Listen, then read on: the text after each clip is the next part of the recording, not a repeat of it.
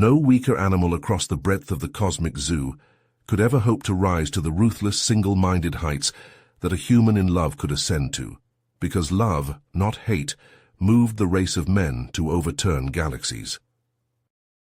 Against all hope or reason, Fornax had crashed on Earth's soil, and now something hunted him in the far reaches of the Alaskan wilderness. But he was no longer alone. The thrill of first contact pulsed through Louis's veins, a rush of purpose filling a man abandoned by everything he once cared for.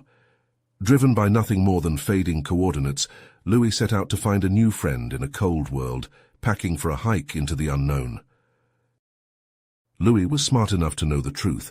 Humanity had no business trying to make allies with the distant races that spanned the cosmic ocean. Men were still too primitive to protect themselves beyond their own atmosphere, but the human heart didn't evolve to play it safe. It yearned for connection against all odds. It craved love when only danger called. As Louis combed through the uncharted forest, he silently hoped that this wounded alien could fill the void in his soul before the true predators arrived to end the human race for good. Trekking through the dense foliage, Louis stumbled upon a grim sight. The alien's ship lay in ruins, a mangled husk that nature was already reclaiming. Shattered fragments glinted in the moonlight, but amidst the wreckage, a curious glow caught his eye. Splashes of luminous fluid marked a winding path deeper into the shadowy woods. Louis crept forward, unease gnawing at his gut. The eerie trail led him to a small clearing, where he froze at the scene before him. There, slumped against a tree, was Fornax. Even in the dim light, Louis could see the alien was in dire straits. His translucent skin was marred with gashes, oozing that same bioluminescent blood. Iridescent eyes fluttered open, wide with fear, until they settled on Louis's face. "Please," Fornax rasped, "I mean no harm." Louis approached slowly, hands raised. "I'm here to help. You're the one who sent that message, aren't you?" Fornax nodded weakly. "I had no choice. My planet, it's dying. I had to escape to find refuge." As Louis knelt beside him, Fornax recounted his tragic tale. The Kabali were a peaceful race, the weakest in the galaxy. They had no weapons, no warships, and now their world was on the brink of collapse. "I stole a ship," Fornax confessed, "but my own people, they sent mercenaries after me, to silence me before I could reveal the truth." Louis tended to the alien's injuries as best he could, his mind reeling. He'd come out here searching for meaning, for connection. But this was beyond anything he could have imagined. Suddenly the distant roar of engines shattered the night stillness. Fornax's eyes widened in terror. "They've found me," he whispered. Louis didn't hesitate. He slung Fornax's arm over his shoulder, hoisting the alien to his feet. They had to move, and fast. Capture would be a death sentence for Fornax, and who knew what fate would await Louis. Together they plunged into the wilderness, the sounds of pursuit echoing behind them. The terrain grew harsher with each step, but they pushed on, leaning on each other for support. Two strangers from different worlds, now bound by the slimmest thread of survival. The Alaskan wilderness stretched out before Louis and Fornax, a vast expanse of untamed beauty that now felt more like a prison than a refuge. They trudged through the dense underbrush, their breaths coming in ragged gasps as they pushed their battered bodies to the limit. The mercenaries' pursuit had driven them deeper into the forest, farther from any hope of rescue or civilization. As the sun began to dip below the horizon, painting the sky in shades of orange and red, Louis spotted a glimmer of hope amidst the trees. An old hunting cabin, its wooden walls weathered and worn, stood like a beacon in the gathering darkness. They approached cautiously, scanning the area for any signs of danger, before finally pushing open the creaking door and stepping inside. The cabin was sparse but functional, with a small kitchen area, a few pieces of worn furniture and a fireplace that promised warmth against the chill of the Alaskan night. Louis helped Fornax to a chair before moving to secure the door and windows, his mind racing with the possibilities of what they might find in this unexpected shelter. As he rummaged through the cabinets and drawers, Louis's heart leapt as he discovered a dusty but functional radio. He quickly set to work, trying to tune in to any available frequency, desperate to contact the authorities and bring an end to this nightmare. But as he fiddled with the dials, all he received was a discouraging hiss of static. Fornax, noticing Lewis's frustration, limped over to the radio and began to examine it with his keen alien eyes. "Allow me," he said softly, his long, delicate fingers moving over the device with a surprising deftness. Within minutes, the static cleared, and the radio crackled to life. But instead of the comforting voice of a dispatcher or the promise of help on the way, they were greeted by the cold, calculating tones of Zark, the mercenary leader. "Split up and search the area," he commanded, his voice dripping with menace. "Whoever brings me the traitor Fornax will be handsomely rewarded." Lewis and Fornax exchanged a look of dread, the reality of their situation sinking in like a lead weight. They were trapped with no way to call for help and an enemy closing in from all sides. As they searched the cabin for anything that might aid in their escape or defense, Louis stumbled upon a hidden cache of weapons. A few hunting knives, an old rifle, and a box of ammunition. He held the gun in his hands, feeling the weight of it, the cold metal a stark contrast to the warmth of Fornax's blood that still stained his skin. Louis had always been a man of peace, a believer in the power of words and diplomacy over violence and aggression. But now, faced with the very real threat of capture and death, he found himself torn between his principles and the primal need to protect himself and his newfound friend. Fornax, sensing Lewis's inner turmoil, placed a gentle hand on his shoulder. "I understand your hesitation," he said, his voice barely more than a whisper. "My people, too, once believed that strength came from the sword and the spear. But centuries of war and bloodshed nearly destroyed us, and we learned that true power lies in the pursuit of peace." As night fell, the two unlikely allies took turns keeping watch, huddled together in the flickering light of the fireplace. They spoke in hushed tones, sharing stories of their pasts, their hopes, and their fears. Louis found himself drawn to Fornax's quiet strength, his unwavering commitment to his people, even in the face of unimaginable odds. And Fornax, in turn, marveled at the depths of Lewis's compassion, his willingness to risk everything for a stranger from the stars. But their moment of connection was shattered by the sound of footsteps outside the cabin, the crunch of boots on fallen leaves, and the low murmur of voices. The mercenaries had found them, and now Louis and Fornax faced an impossible choice: to stand and fight, or to flee into the unknown dangers of the wilderness, with only each other to rely on in the darkness. Lewis's heart pounded in his chest as he gripped the hunting rifle, the weight of the weapon unfamiliar in his hands. He positioned himself at the front window of the cabin, his eyes scanning the darkened tree line for any sign of movement. Beside him, Fornax worked feverishly to barricade the door, his slender frame belying a surprising strength as he hefted furniture against the wooden frame. Outside, the mercenaries' voices grew louder, their footsteps crunching on the fallen leaves. Zark's voice cut through the night, harsh and unyielding. "Surrender now, and your deaths will be quick," he called out, his words dripping with menace. Louis's finger tightened on the trigger, his breath catching in his throat. He knew that surrendering was not an option. Fornax had made that clear. With a steadying exhale, he squeezed the trigger, sending a warning shot into the darkness. The sound of the gunshot echoed through the forest, a stark reminder of the high stakes at play. The mercenaries responded with a hail of gunfire, bullets splintering the cabin's walls and shattering windows. Louis returned fire, his aim steady despite the chaos. A cry of pain told him that he had found his mark, and he allowed himself a brief moment of grim satisfaction. As the firefight raged on, Fornax worked quietly in the corner, his nimble fingers dismantling the cabin's electronic appliances with a speed and precision that was almost hypnotic. Louis spared a glance in his direction, his brow furrowed in confusion. "What are you doing?" he hissed, his voice barely audible over the sound of gunfire. Fornax looked up, his iridescent eyes glinting in the dim light. "I have a plan," he said softly, his voice calm despite the danger that surrounded them. "A way to incapacitate the mercenaries without causing permanent harm." Lewis's eyes widened in surprise, a flicker of hope igniting in his chest. He had underestimated Fornax, he realized, had assumed that the alien's pacifist nature meant weakness, but as he watched Fornax work, his movements fluid and purposeful, he began to see the strength that lay beneath the surface. Together they lured the mercenaries closer to the cabin, drawing them into range of the makeshift device that Fornax had constructed. Louis felt a surge of admiration for the alien's ingenuity and commitment to non-violence, even in the face of such overwhelming odds.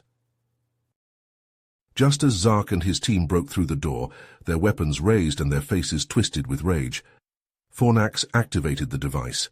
A powerful sonic blast erupted from the cabin, the high-frequency sound waves slamming into the mercenaries with the force of a physical blow. They crumpled to the ground, their bodies convulsing as the sonic emitter did its work.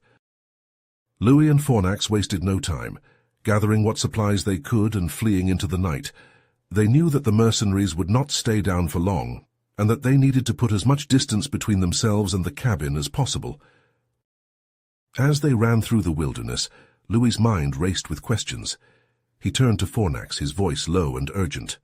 "What's really going on here?" he demanded, his eyes searching the alien's face for any sign of deception. "Why are you really on Earth?" Fornax hesitated for a moment, his gaze distant.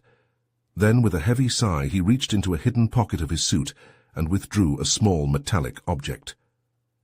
"This," he said quietly, "is the true reason for my mission." He held the object out to Louis, who took it gingerly. It was a data drive, its surface etched with intricate patterns that seemed to shift and change in the moonlight. "This drive contains the secrets of my people," Fornax explained, his voice heavy with the weight of his words. "Advanced technology, medical breakthroughs, faster-than-light travel, everything that could help prevent Earth from suffering the same fate as my own planet." Louis stared at the drive in his hand, his mind reeling with the implications of Fornax's revelation. He knew that the technology contained within could change the course of human history, could save countless lives, and propel humanity into a new era of prosperity and progress. But he also knew that sharing such knowledge with the wrong people could be catastrophic. In the wrong hands, the Kobali technology could be used for destruction and oppression rather than the betterment of all. As they continued their trek through the wilderness, Louis found himself torn between his loyalty to his own species and his growing affection for Fornax. He knew that he had a choice to make, to trust the alien and help him complete his mission, or to turn him over to the authorities and risk losing the chance to save both their worlds. Louis's mind raced as he weighed the consequences of his decision. Fornax's revelation had changed everything, and now the fate of two worlds hung in the balance. With a heavy heart, he made his choice. He would trust the alien and help him complete his mission, no matter the cost. As they pushed deeper into the wilderness, the terrain grew harsher, the air colder, but Fornax seemed to navigate the landscape with an uncanny sense of direction, his iridescent eyes scanning the horizon for signs of their destination. After hours of grueling travel, they stumbled upon a sight that made Louis's breath catch in his throat, a remote military installation nestled deep in the mountains like a hidden fortress. Fornax turned to Louis, his voice low and urgent. "There," he said, pointing to the heavily guarded facility. "I can sense it. A powerful communications array, capable of broadcasting the data drive's contents to the world." Louis swallowed hard, the reality of their situation sinking in. Infiltrating the base would be a formidable challenge, with armed soldiers patrolling the perimeter and security cameras monitoring every inch of the grounds. But he refused to let fear hold him back, not when so much was at stake. Drawing on his knowledge of astrophysics and satellite communications, Louis devised a plan. They would disguise themselves as military personnel, using supplies scavenged from an abandoned ranger station to create makeshift uniforms and forge identification documents. It was a risky gambit, but their only chance of getting inside undetected. As they approached the base's entrance, Louis felt his nerves fraying at the edges. One misstep, one suspicious glance, and their ruse would be exposed, putting their lives in jeopardy. But Fornax sensed his companion's anxiety, placing a comforting hand on Louis's shoulder. The gesture was small, but it conveyed a depth of reassurance and affection that steadied Lewis's racing heart. The guards at the gate barely glanced at their forged documents, waving them through with a curt nod. Once inside, Louis and Fornax navigated the labyrinthine corridors of the facility, their footsteps echoing on the polished concrete floors. They moved with purpose, avoiding patrols and security cameras until they reached the heart of the base, the control room housing the communications array. In that moment, Fornax made a decision that would change the course of their mission. He stepped forward, his hands raised in a gesture of surrender, and revealed his true nature to the stunned soldiers. "I am not of this world," he said, his voice calm and steady, "and I come bearing a message that could save us all." The colonel, intrigued by the alien's presence and the potential value of the information he carried, lowered his weapon and signaled for his men to do the same. "You have my attention," he said, his voice gruff but not unkind, "but I'll need more than just your word to go on." And so in the heart of the military base, Louis and Fornax found themselves in a tense negotiation, fighting not with weapons but with words. They spoke of the impending doom that threatened both their worlds, of the advanced technology that could be Earth's salvation, and of the need for unity in the face of an uncertain future. The colonel listened, his expression unreadable as Louis and Fornax made their case. They knew that convincing him to allow them access to the communications array was only half the battle. They needed to ensure that the technology would be used for the benefit of all humanity, not just a select few. As the negotiations stretched on, Louis felt the weight of their mission bearing down on him. The fate of two worlds hung on his every word, on his ability to persuade and convince. But he was not alone. Fornax was by his side, his presence a constant reminder of the bond they had forged in the face of unimaginable odds. And as the colonel finally nodded his assent, Louis felt a surge of hope and determination. They had come too far to fail now, and he would see their mission through to the end, no matter the cost. Just as the colonel was about to respond to Louis and Fornax's impassioned plea, a deafening explosion rocked the control room.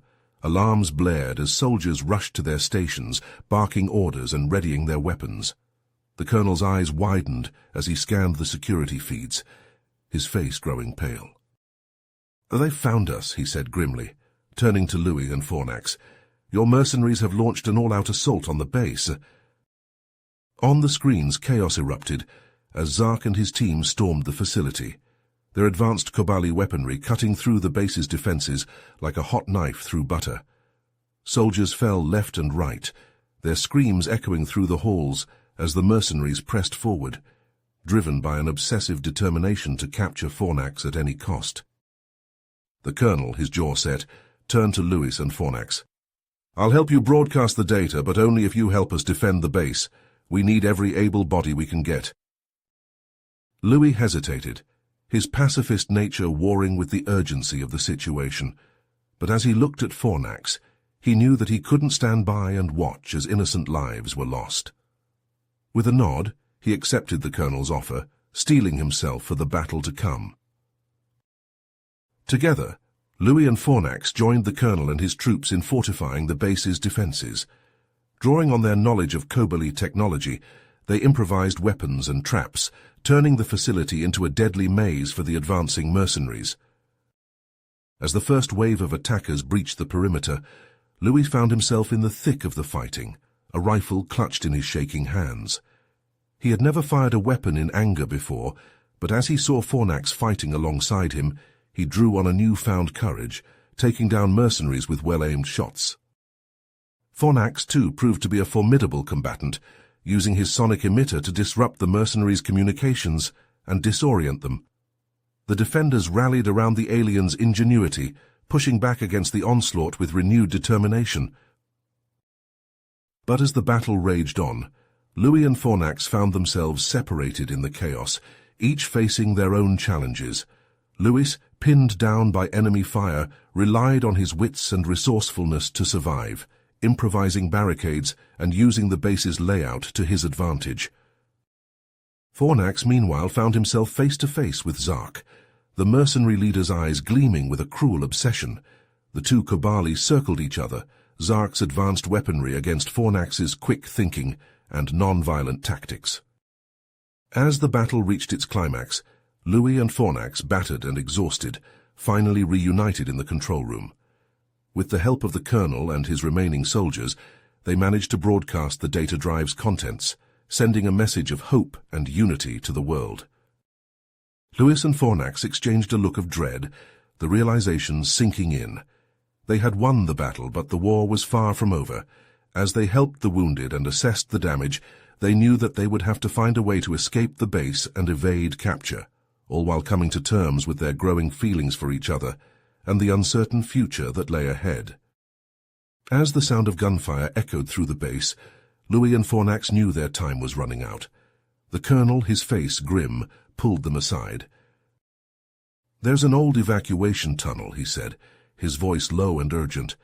"It'll take you to a hidden cave in the mountains. I'll create a diversion, draw their fire. It's your only chance." Louis and Fornax exchanged a glance, the weight of their mission heavy on their shoulders. With a nod, they followed the Colonel's directions, slipping away from the chaos of the battle and into the depths of the base. Zark, his enhanced senses guiding him, led the charge. His eyes glinted in the darkness, a predatory smile on his face. He could taste their fear, their desperation, and he reveled in it. Louis and Fornax pushed themselves harder, their hearts pounding, their breaths coming in ragged gasps. The tunnel seemed to stretch on forever, a labyrinth of twists and turns. And then, without warning, they triggered a trap. A hidden pressure plate gave way beneath Louis's foot, and a hail of darts shot from the walls. He cried out as one grazed his arm, a burning pain spreading through his flesh.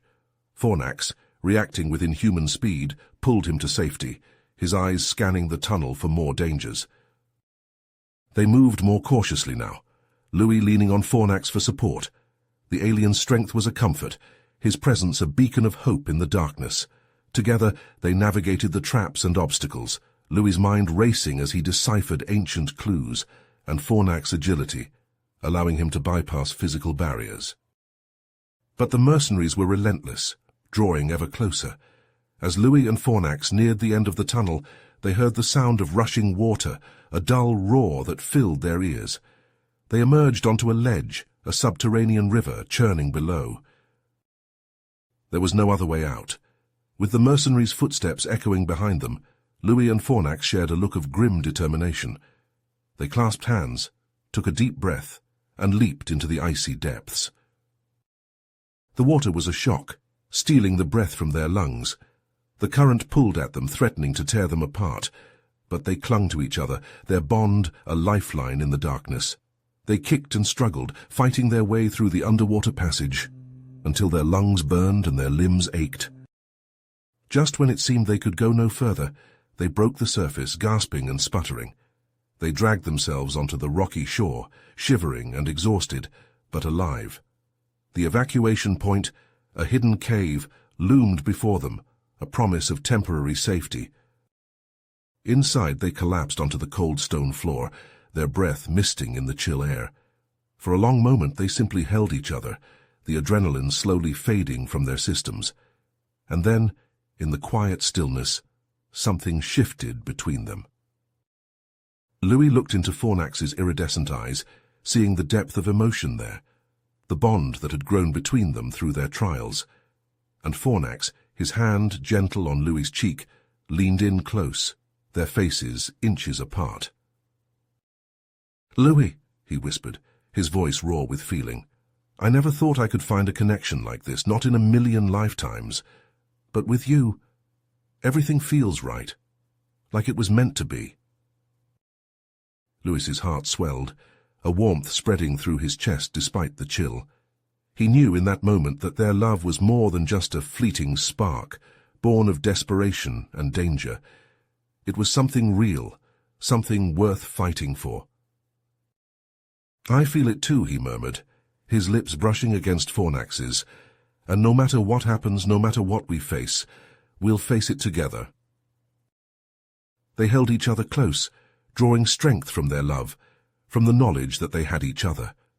The future was uncertain, the path ahead fraught with peril, but in that moment, in the sanctuary of the hidden cave, they allowed themselves to hope, to dream of a better tomorrow. Their mission was far from over, but with their bond to guide them, they knew they could face whatever challenges lay ahead. In the dim light of the cave, Louis and Fornax huddled together, their breath misting in the chill air. They were battered and exhausted, but alive, and for a moment they allowed themselves to simply be still, drawing comfort from each other's presence. Suddenly, a faint beeping sound echoed through the cavern, startling them both. Louis scrambled to his feet, his heart pounding as he searched for the source of the noise.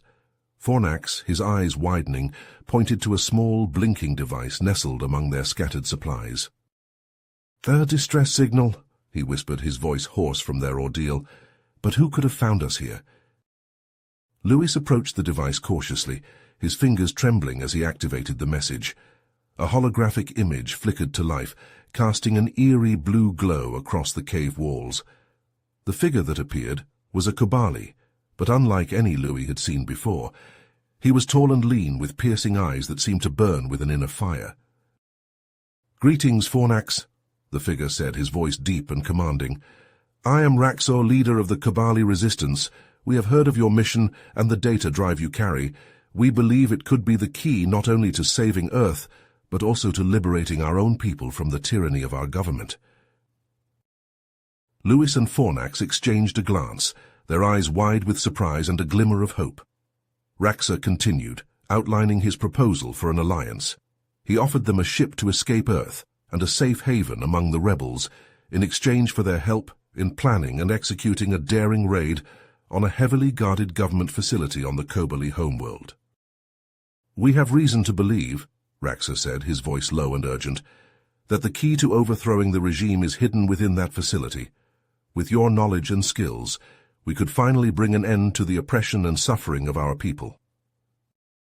Louis and Fornax sat in silence for a long moment, weighing the risks and the potential rewards of Raxor's offer. They knew that joining the rebels would mean putting themselves in even greater danger, but they also recognized the opportunity to make a real difference in the lives of the Kobali people. "I'm in," Louis said finally, his voice steady with determination. "If there's a chance we can help your people, I'm willing to take that risk." With their decision made, they began to plan their escape from Earth. Raxor's Earth-based contacts provided them with coordinates for a covert extraction point in the desert, far from the prying eyes of the authorities and the mercenaries who hunted them. As they made their way across the rugged terrain, the sun beating down on their backs and the wind whipping at their faces, Louis and Fornax knew that they were heading into even greater danger. But they also knew that they had each other, and that together they could face whatever challenges lay ahead.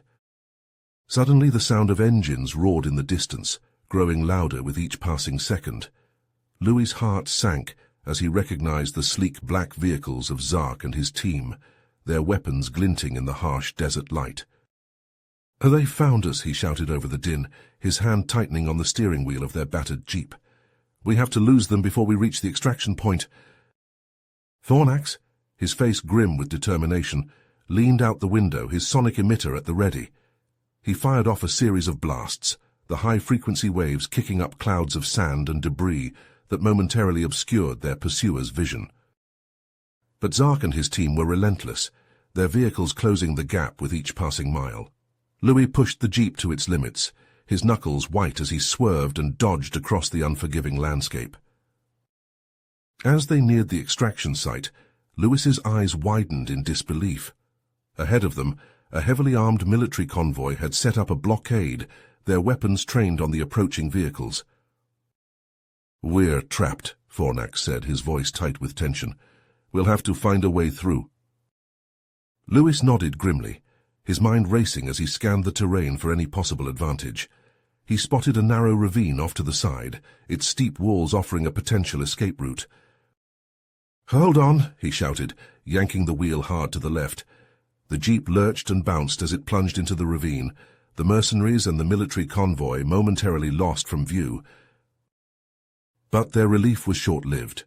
The ravine ended abruptly in a sheer drop, the ground falling away beneath their wheels. Louis slammed on the brakes, the jeep skidding to a halt mere inches from the edge. They leaped from the vehicle, their hearts pounding as they scrambled for cover among the rocks. The sound of gunfire echoed through the ravine, bullets ricocheting off the stone walls. Louis and Fornax returned fire, their weapons feeling heavy and unfamiliar in their hands. They were outnumbered and outgunned, and with each passing moment, their chances of survival grew slimmer. Just as it seemed that all hope was lost, a shadow fell across the ravine. Louis looked up, his eyes widening in disbelief as a sleek silver ship materialized above them, its advanced cloaking technology shimmering in the desert heat. The ship's crew, led by Raxa himself, laid down a barrage of cover fire, the advanced weapons of the Kobali resistance cutting through the enemy lines like a hot knife through butter. A beam of light engulfed Louis and Fornax, and they felt themselves being pulled upward, their bodies weightless as they were drawn into the belly of the ship. As the hatch closed behind them and the ship rocketed into the sky, Louis and Fornax collapsed against each other, their breath coming in ragged gasps. They had escaped Earth, but they knew that their mission was far from over. Raxa greeted them with a grim smile, his eyes blazing with the fire of revolution. "Welcome aboard," he said, his voice ringing with purpose. "The real fight begins now." Louis and Fornax exchanged a glance, their hands intertwined. They knew that they were heading into uncharted territory, both in terms of the challenges that lay ahead and the deepening bond between them. But they also knew that they would face whatever came their way together, drawing strength from their love and their unwavering commitment to the cause of freedom. As the rebel ship rocketed through the asteroid field, Louis and Fornax huddled together in the cramped cargo hold, their minds reeling from the revelations Raxa had shared. The rebel leader's words echoed in their ears, painting a grim picture of the atrocities committed by the Kobali regime. "They're experimenting on their own people," Raxa had said, his voice thick with disgust.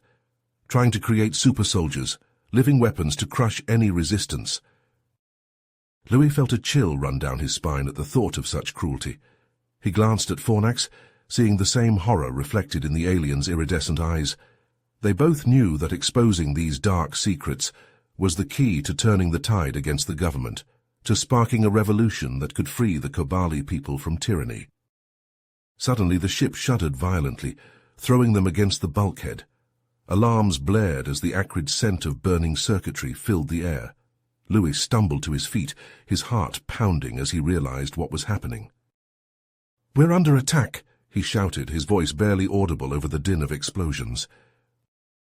Fornax, his face grim, nodded in agreement. "A government cruiser, they found us." The ship lurched again as another barrage of fire slammed into its hull. Louis and Fornax braced themselves, watching helplessly as the rebel crew struggled to keep the crippled vessel aloft. But it was a losing battle. With a final shuddering groan, the ship plummeted towards the asteroid's surface, trailing smoke and debris. The impact was brutal, the force of the crash slamming Louis and Fornax against the walls of the cargo hold. For a moment, everything went black, the world reduced to a haze of pain and confusion. When Louis finally came to, he found himself lying in a tangle of twisted metal and shattered equipment, his body aching from countless bruises and cuts. Fornax, battered but alive, helped him to his feet, his eyes scanning the wreckage for any sign of the other rebels. But they were alone, the only survivors of the devastating attack. In the distance they could hear the sound of boots on stone, the echoes of voices carried through the twisting passages. The government troops were coming, hunting them like animals in the depths of the asteroid. Louis and Fornax exchanged a look of grim determination, knowing that they had to keep moving, to find a way out of this maze before the soldiers caught up to them. They plunged deeper into the caves, their hearts pounding in the suffocating darkness. As they pressed on, they began to notice strange markings on the walls, intricate patterns and symbols that seemed to pulse with an otherworldly energy. Fornax, his eyes widening in recognition, traced his fingers over the ancient glyphs. "These are the remnants of an ancient civilization," he whispered, his voice filled with awe. "A species that vanished long before even the Kobali emerged from the primordial soup." Louis, his curiosity piqued despite the danger, moved closer to examine the markings. As he did so, his foot caught on a hidden pressure plate, triggering a series of traps that had lain dormant for eons. The ground beneath them rumbled as hidden panels slid open, revealing a labyrinth of deadly pitfalls and razor-sharp spikes. Walls of flame erupted from hidden vents, filling the air with a blistering heat. And from the shadows, ancient drones emerged, their metallic bodies glinting in the firelight as they advanced on the intruders. Louis and Fornax, drawing on their combined skills and knowledge, fought their way through the gauntlet of traps and defenses. Louis, his mind racing, deciphered the patterns in the ancient symbols to predict the triggers for each trap. Fornax, his agility and strength pushed to the limit, dodged and weaved through the deadly obstacles, his sonic emitter disabling the drones with bursts of high-frequency sound.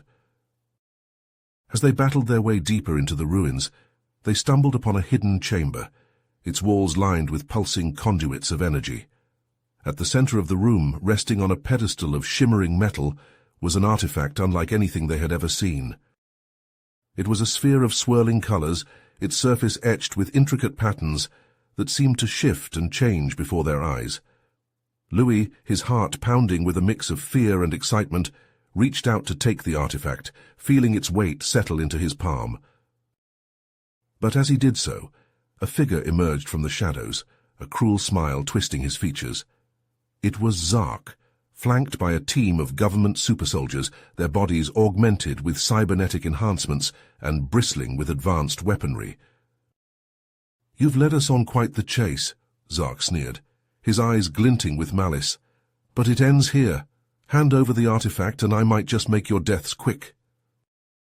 Louis and Fornax, their backs against the wall, knew that they were outmatched and outnumbered, but they refused to surrender, to let the Kobali regime claim the power of the ancient technology for their own twisted ends. In a final desperate gambit, they unleashed the full power of the artifact, pouring their combined will and energy into the swirling sphere. The room exploded with a blinding flash of light, a shockwave of pure force that slammed into the government troops and sent them flying like rag dolls. When the light faded, Louis and Fornax stood alone amidst the ruins, the artifact still clutched in their hands. They were battered, bruised, and exhausted, but unbroken. And as they emerged from the depths of the caves, they knew that they had taken the first step towards their ultimate goal, the liberation of the Kobali people and the defeat of the tyrannical regime that had oppressed them for so long. But their journey was far from over. The true test still lay ahead, on the Kobali homeworld itself. And as they set their course for the heart of the empire, Louis and Fornax steeled themselves for the challenges to come, drawing strength from the bond that had grown between them, a love that transcended the boundaries of species and worlds. As the echoes of the ancient ruins faded behind them, Louis, Fornax and the battered remnants of the rebel team staggered back to the surface. The alien sun cast long shadows across the rocky terrain as Raxa's ship loomed before them, a promise of escape from this desolate world. But as they approached the airlock, a glint of madness flickered in Raxa's eyes. His hand tightened around the artifact, his voice trembling with a desperate hunger. "With this power, I can reshape the destiny of our people. I alone can wield it, for the greater good." Louis stepped forward, his heart pounding. "Raxa, this isn't the way. The artifact belongs to all of us, to use for the benefit of everyone." Raxa's lip curled in a sneer. "You know nothing of what our people need, human." He raised his weapon, aiming it squarely at Louis's chest. In a blur of movement, Fornax lunged forward, shoving Louis aside as the blast tore through the air. The alien crumpled to the ground, a searing hole in his chest. Louis screamed, dropping to his knees beside Fornax, cradling him in his arms. "No, no, no," he whispered, tears streaming down his face. "Stay with me, Fornax, please." Fornax's iridescent eyes fluttered open, his breath coming in ragged gasps. "Louis," he murmured, his voice barely audible. "The artifact, you must protect it." Louis glanced up, his vision blurred with tears as Raxa and the remaining rebels grappled for control of the artifact. Fornax gripped Louis's hand, his skin growing colder by the second. Louis's heart shattered, but he knew what he had to do. With a final agonizing look at Fornax, he snatched the artifact from the fray and sprinted towards the nearby shuttle. Laser blasts sizzled past him as he leaped into the cockpit, his fingers flying over the unfamiliar controls. The shuttle roared to life, lifting off in a cloud of dust and debris. As Louis rocketed away from the planet's surface, he watched in horror as Raxa's ship pursued him, its weapons charging for another volley. But then, a blinding flash lit up the void of space. Raxa's ship shuddered and tilted, flames erupting from its engines. Louis watched in disbelief as the ship listed and spun, consumed by a massive explosion. And there, silhouetted against the inferno, was Fornax. In a final act of sacrifice, he had used the last of his strength to sabotage the ship, giving his own life to save Louis and the artifact. Louis screamed, his voice raw and broken, as the shockwave buffeted his tiny shuttle. He was alone now, adrift in the cold emptiness of space, with nothing but the weight of the artifact and the memory of Fornax's love to guide him. Months later, Louis stood before the Galactic Council, his eyes hollow and his voice heavy with grief. He recounted the horrors he had witnessed, the atrocities committed by the Kobali regime, and the sacrifice of Fornax, the alien who had taught him the true meaning of love and courage.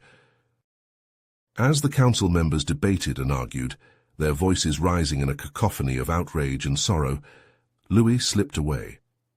He wandered the gleaming halls of the council chambers, his heart aching with a pain that would never fully heal. In the end, he returned to Earth, a shadow of the man he had once been. The world had changed in his absence, the revelation of alien life and the Kobali atrocities sending shockwaves through every corner of human society. But as Louis stood beneath the stars, gazing up at the infinite expanse of the cosmos, he knew that somewhere out there the spirit of Fornax lived on, a testament to the power of love, of sacrifice, in a universe that was as beautiful as it was cruel. You have reached the end of the story. If you enjoyed this story and want to support us, please leave a like and subscribe to our channel, and for every comment that says 88, I will heart every single one of them. Thank you for your time.